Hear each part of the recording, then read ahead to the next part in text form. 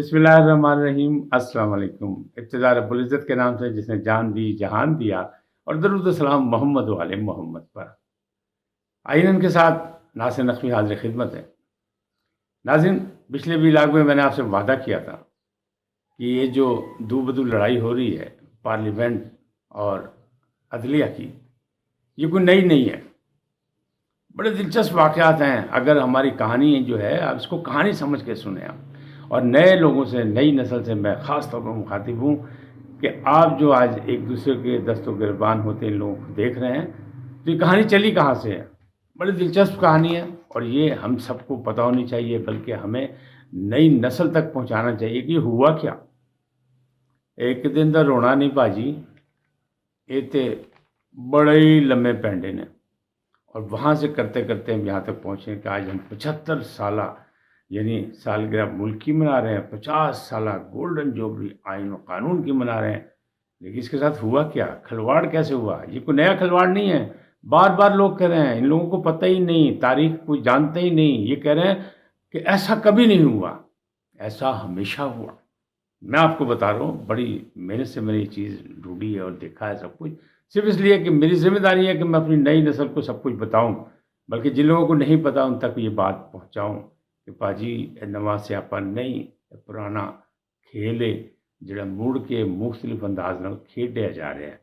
اور تمام مصیبتوں کی جب بات کرتے ہیں، ہم پاکستان کے مسائل کی بات کرتے ہیں، تو سب کا جو نقطہ، جتنے دانشور ہیں، جتنے تجزیہ کار ہیں، جتنے مبصر ہیں، وہ سب الزام لگاتے ہیں جنرل ضیاء الحق کے مارشل لا پر اور اس پر، لیکن اصل بابا جی کو بھول جاتے ہیں۔ اصل بابا جی کون ہے؟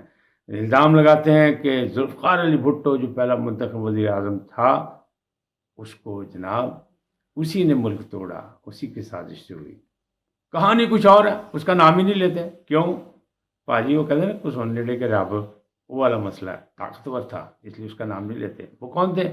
جناب فیلڈ مارشل محمد ایوب خان، صدر مملکت پاکستان کے 10 سال آمرانہ حکومت کی انہوں نے، پاکستان میں پہلا مارشل لا لگایا، آئین و قانون بالائے طاق کر دیا، پھر بات کی انہوں نے، پھر جو چاہا کیا، پھر انہی کے سفر سے نکل آیا۔ وہ کہتے ہیں نا فرعون دے گھر موسیٰ، تو وہی جنرل ایوب خان صاحب کی کیبنٹ سے وہ ذوالفقار علی بھٹو باہر آ گیا۔ اچھا، یہ باتیں کروں گا، لیکن پہلے آپ سے گزارش، وہی گزارش، آپ کا میرا ساتھ رہنا چاہیے۔ آئین کو سبسکرائب کیجیے، لائک کیجیے، اور گھنٹی کا بٹن دبانا نہ بھولیں، اور رواداری اور برداشت کا مظاہرہ کریں۔ آج میری ایک درخواست بھی آپ سے، اس کو مکمل دیکھیں کہ یہ ہے کیا۔ دیکھیں ضرور، بڑی محنت کی ہے، غور کریں، یہ بڑی مشکل سے آپ تک پہنچ رہا ہوں، تو آپ یہ اس کو باقاعدہ، پذیرائی نہیں میں کہہ رہا، لیکن آپ سوچیں کہ ہمارے ساتھ ہوتا کیا رہا ہے۔ کیا تھا؟ پہلے چیف جسٹس آف پاکستان کون تھے 1947 کے بعد؟ Chief justice Abdul Rashid. ان کی ریٹائرمنٹ کا مرحلہ آ گیا، ظاہر ہے انہیں ریٹائر تو ہونا تھا، ریٹائرمنٹ کا مرحلہ آ گیا، تو جو دوسرے نمبر پہ تھے، یعنی سینئر ترین، حق و باطل کی لڑائی وہیں سے شروع ہو گئی، حق کھانا وہیں سے شروع ہو گیا۔ جو حق پر تھے وہ کون تھا؟ وہ تھے جسٹس اکرام، لیکن بدقسمتی سے وہ بنگالی تھے۔ میں تو خوش قسمتی کہوں گا، کیونکہ بنگال نے ہمارا بڑا ساتھ دیا تھا قائد اعظم کا، تب وہ پاکستان بنا، ورنہ نہ بنتا، لیکن وہ بنگالی تھے۔ تو یہ جنرل ایوب خان صاحب کے ہی دور سے یہ کام شروع ہوا تھا، بنگالیوں کی دشمنی وہیں سے شروع ہو گئی تھی۔ یہ جو ہم سکوت ڈھاکہ کی بات کرتے ہیں اور اس سے کچھ سبق نہیں سیکھتے، یہ سیکھنا چاہیے کہ ہمارے کس کس نے کیا کیا کردار ادا کیا۔ صرف الزام لگا کے آگے نہیں نکل جانا چاہیے۔ جس طرح بھٹو پھانسی چڑھ گئے، بار بار ریفرنس دیے جا رہے ہیں، بار بار سارا کچھ کیا جا رہا ہے، بار بار مقدمہ دائر کیا جا رہا ہے، لیکن اس پر کوئی بات نہیں ہو رہی کہ ایک دفعہ اگر یہ فیصلہ ہو جائے کہ ہاں یہ عدلیہ کا قتل تھا، یہ ناجائز تھا، یہ انٹرنیشنل سازش تھی، تو معاملات آگے چلے جائیں، معافی نامہ ہو جائے، لیکن کوئی ہمت نہیں کرتا۔ اب سنیں کیا ہوا۔ وہ جو جسٹس اکرام تھے، وہ سینئر ترین تھے۔ ان کو پیغام دیا جنرل ایوب خان صاحب نے اور گورنر جنرل غلام محمد نے، دونوں نے۔ ایوب خان صاحب ان کے مخالف تھے کیونکہ وہ بنگالی تھے، اور غلام محمد جو تھے ان کو وہ پسند نہیں تھے، لہذا انہوں نے کہا یہ کرام دی تو کراؤ چھٹی، اے بنگالی ماڑو کتوں آ گیا ہے۔ تو وہ جناب جنرل ایوب خان صاحب نے ہمت کی، اور اپنے یار غار، یعنی بہت پرانے یارانہ جن سے تھا، وہ تھے جسٹس محمد منیر۔ جسٹس محمد منیر کو جناب باقاعدہ انہوں نے مشاورت کی، ان سے ملاقاتیں کی، اور ان کو تیار کیا، اور انہوں نے بھی جناب سر نگوں ہو کے کہا جناب تسی میں کرسی تے دیو پھر دیکھو میں کی کرنا، اور وہ راضی ہو گئے۔ پھر انہوں نے کہا جسٹس اکرام کو کہ تم چھوڑ دو اپنا حق مانگنا، ورنہ پتہ کیا کریں گے۔ گورنر جنرل صاحب غلام محمد صاحب انہوں نے پیغام دیا جنرل ایوب صاحب کے ذریعے کہ تم اپنے حق سے دستبردار ہو جاؤ، ورنہ ہم چیف جسٹس پاکستان کے لیے برطانیہ سے، ملکہ برطانیہ سے ریکویسٹ کریں گے، وہاں سے امپورٹ کر لیں گے چیف جسٹس آف پاکستان۔ یہ امپورٹڈ حکومت کا آج جو رونا یہ پرانے رونے ہیں، امپورٹڈ چیف جسٹس۔ جسٹس اکرام سوچتے رہ گئے، بنگالی تھے، معاملات گڑبڑ ہو گیا، پھر وہ دستبرداری ہو گئی، ظاہر اتنا دباؤ ڈالا گیا، اتنا وزن ڈالا گیا، نیا نیا پاکستان بنا تھا، سب کچھ ہوا، اور جسٹس منیر جو ہیں وہ تمام تر یعنی مشروع طور پر وعدے بیعت کر کے وہ جناب چیف جسٹس آف پاکستان بن گئے۔ اب کیا ہوگا؟ قائد اعظم کی رحلت ہوگی، بابائے قوم حضرت قائد اعظم محمد علی جناح وہ رخصت ہو گئے دنیا سے، بیمار تھے، بڑی محنت کی تھی تحریک پاکستان کے لیے انہوں نے۔ آگے چل کے کیا ہوا؟ ان کے بعد کیا ہوا؟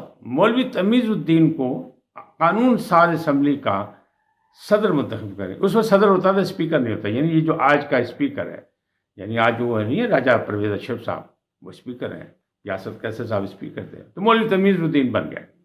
اب مولوی تمیز الدین نے قانون ساز اسمبلی میں اس کا اصلی کام کرنا شروع کر دیا، کیا؟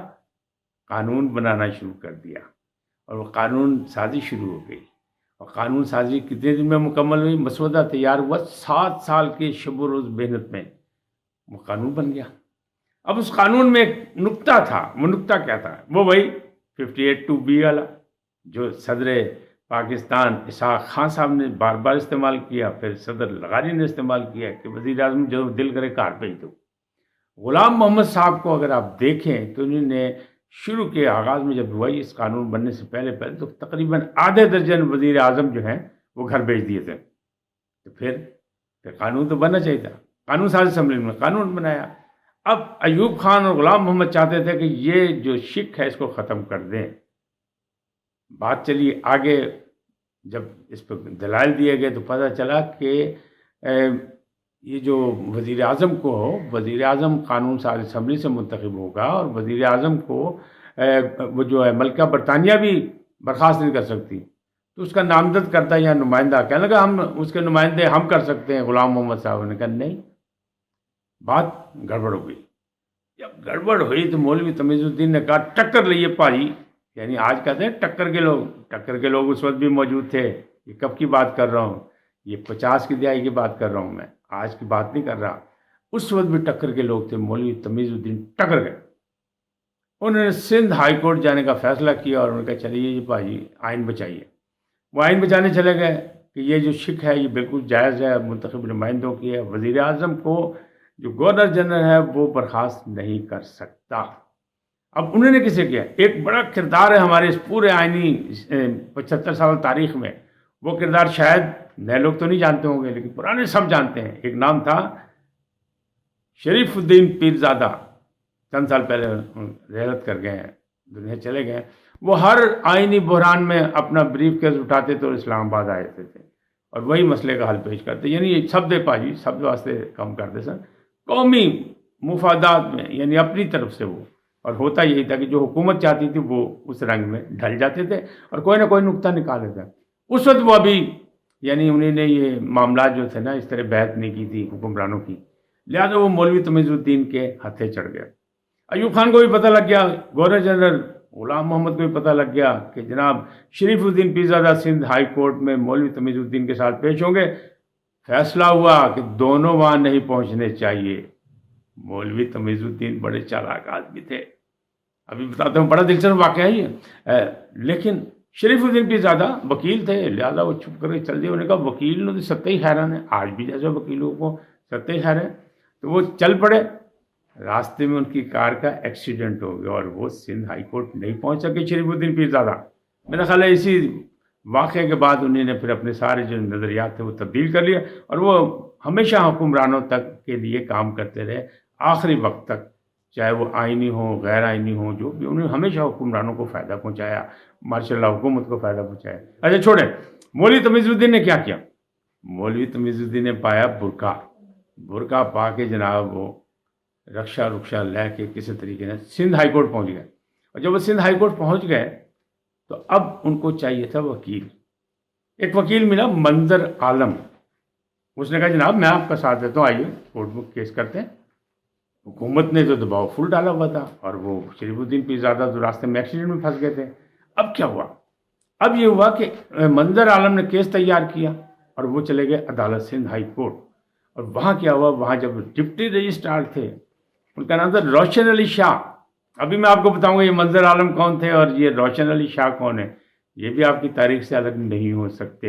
रोशन अली शाह डिप्टी रजिस्ट्रार थे, उन पर भी दबाव था कि आपने ये दरख्वास्त वसूल नहीं करनी, ये केस सुना ही नहीं जा सकता। लेकिन उन्होंने कहा मैं इस मनसब पे बैठा हूँ, जो मुझ तक आएगा उसकी दरख्वास्त मैं लूँगा, उसका केस एंटर करूँगा। मेरा मनसब ही इस बात का तकाजा करता है कि जो आए उसकी दादरसी करूँ, उसका केस मैं फाइल करूँ और आगे भेजूँ। रोशन अली शाह ने वो रजिस्ट्रार डिप्टी रजिस्ट्रार की हैसियत से कबूल कर लिया। केस सिंध हाई कोर्ट में लगा।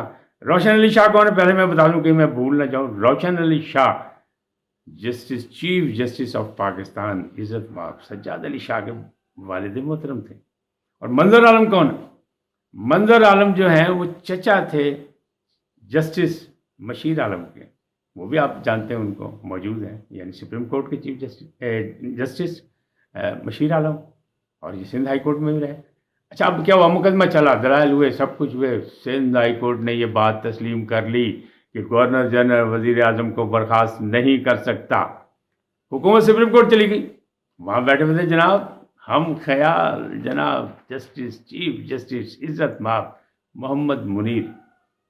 उन्होंने कहा जी हम सुनते हैं, इसको करते हैं फैसला।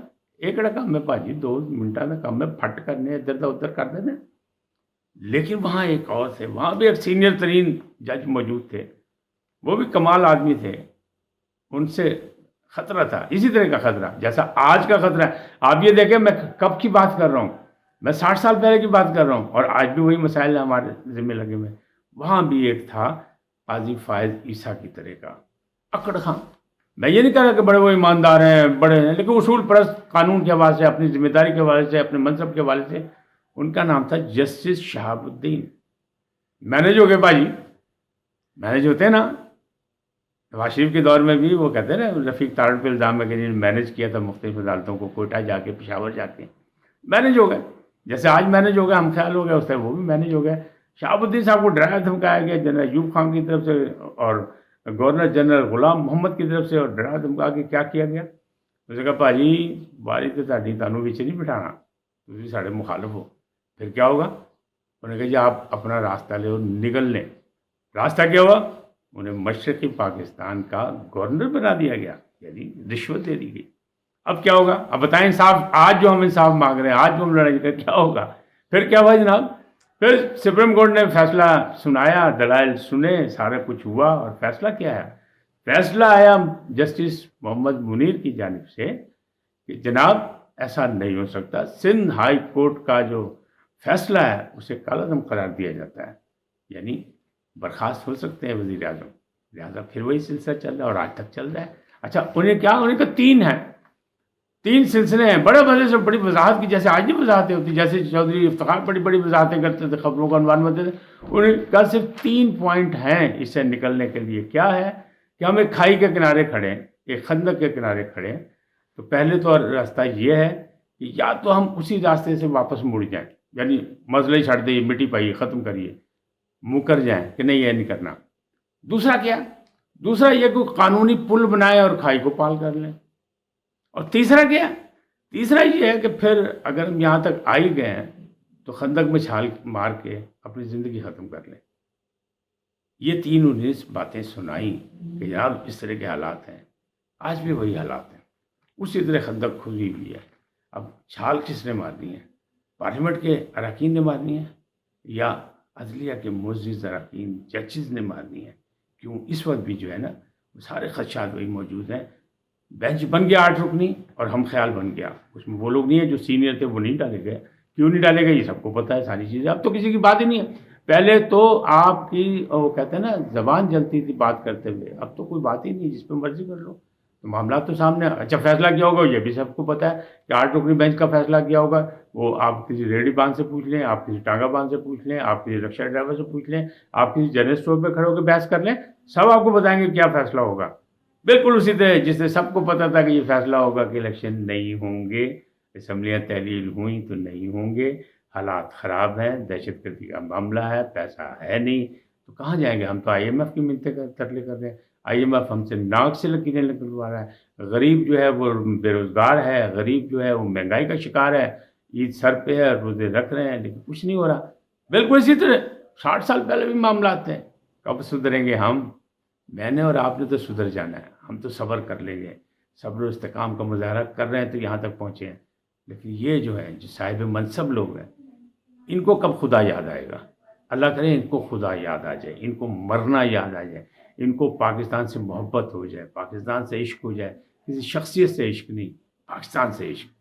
آج یہی پھر ملیں گے، بہت سے حالات آپ کو پتہ لگ گئے کہ معاملات کس حد تک بگڑ گئے، لیکن حالات بگڑے ہوئے ہیں، تاہم میں کہتا ہوں کہ مچھلی جس طرح وہ کہتے ہیں نا پتھر چٹ کے واپس آتی ہے، اسی طرح ہم تمام جوتے کھا کے ناک سے لکیریں نکال کے سب کچھ کر کے انشاءاللہ اپنے پاؤں پہ کھڑے ہوں گے۔ دنیا میں تبدیلی آ رہی ہے تو یہاں تبدیلی کیسے نہیں آئے گی؟ سی پیک، چائنا، رشیا، اور انشاءاللہ دیکھیے گا آپ کا ازلی دشمن بھارت بھی آپ کے ساتھ ہوگا سی پیک کے بعد۔ ایران اور سعودی عرب کی دوستی یہ بتا رہی ہے، یمن کی دوستی بتا رہی ہے کہ معاملات کچھ اور ہیں، اب امریکہ بہادر کی وہ اشاروں کی لڑائی نہیں چلے گی، چاہے اس کا کوئی بھی علم بردار ہو۔ آج اتنے ہی، پھر ملیں گے، یقیناً آپ کو پسند آئی ہوگی، اسے لائک بھی کیجیے گا اور شیئر بھی کیجیے گا، کیونکہ میں سمجھتا ہوں کہ یہ پاکستان کی کہانی ہے اور یہ ہمارے عوام تک پہنچنی چاہیے۔ آپ سے درخواست اسے شیئر بھی کریں، پہلی دفعہ کہہ رہا ہوں کہ اسے شیئر بھی کریں اور آئینن کو سبسکرائب کریں، لائک کریں، گھنٹی کا بٹن دبانا نہ بھولیں، رواداری اور برداشت کا مظاہرہ کریں، کوئی نہ کوئی کوشش کروں گا کہ اس قسم کی کہانی آپ کو سناتا رہوں۔ سیاست سیاست سیاست، ایک دوسرے پہ مخالفت میں نہیں چاہتا، میں تو غیر جانبدار ہوں، چاہے آپ مجھے جانور کہیں یا نہ کہیں یا صحافی مان لیں، میرا بڑے بڑے عظیم صحافی ہیں، ہر کوئی جو ہے وہ سینئر صحافی ہے، کسی نے گولی کھائی ہے، کسی ڈنڈے کھائے ہیں، کسی کو، ہم نے سب کچھ کیا ہے، لیکن ہم نے وقت گزارا ہے صرف ملک و ملت کے لیے، قوم کے لیے، اور اپنی ذمہ داری اور اپنے پیشے کے حساب سے۔